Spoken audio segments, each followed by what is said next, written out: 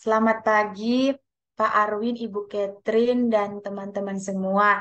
Jadi di sini kami kelompok 6 akan mempresentasikan tentang hasil diskusi kami mengenai tugas Dena. Jadi kelompok kami mendapatkan Dena pada ruang perpustakaan Noto Hamijojo di lantai 3. Jadi di sini teman-teman bisa melihat, jadi setelah kita keluar dari lift, kita menemukan bagian administrasi. Di sebelah kanan bagian administrasi ada ruang diskusi. Lalu eh, kita lurus terus mentok ada tangga darurat. Terus di sebelah kirinya ada ruang komputer, ruang diskusi, dan di depannya ada ruang diskusi dan rak buku. Terus sama seperti yang di sebelah kanan tadi, di sebelah kiri juga ada tangga darurat. Kemarin pada saat kami melakukan survei, tangga darurat di lantai 3 itu dalam keadaan terkunci. Oke, kemudian untuk titik kumpulnya, kami menempatkan di depan bagian administrasi lantai 3. Karena menurut kami di bagian depan administrasi itu eh, merupakan titik paling efektif untuk dijadikan titik kumpul. Dan untuk saat terjadi bencana, perawat memanggil korban yang masih bisa berjalan untuk berkumpul di titik kumpul yang terletak di bagian depan administrasi lantai 3. Kemudian perawat mengarahkan korban yang masih bisa berjalan menuju tangga darurat yang ada di sebelah kiri dan kanan untuk pergi ke lapangan KSW.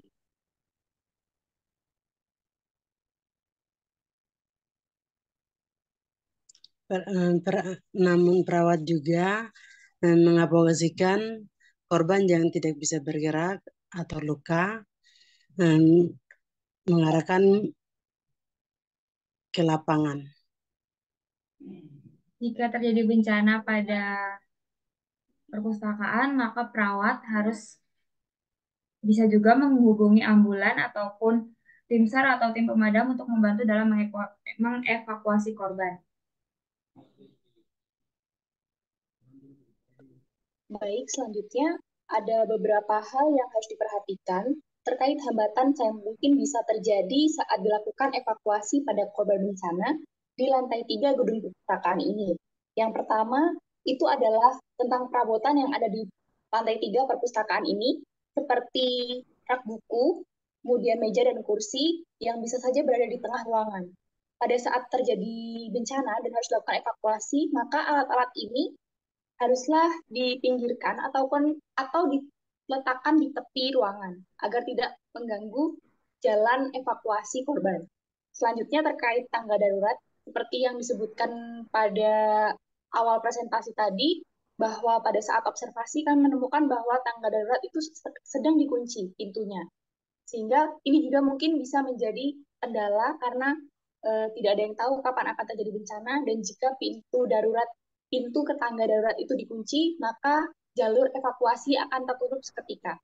Dan kemudian pada tangga darurat juga kami menemukan bahwa ukuran tangga darurat yang kecil ini juga bisa menjadi hambatan saat evakuasi. Terutama jika terdapat banyak korban yang harus dievakuasi dan juga korban itu merasa panik, maka semuanya bisa saja bertumpuk di tangga darurat. Sehingga diperlukan manajemen yang khusus pada tangga darurat ini agar tidak terjadi penumpukan ataupun ketidaklancaran pada proses evakuasi. Baik, sekian dari presentasi kelompok kami. Kurang dan lebihnya kami ucapkan terima kasih.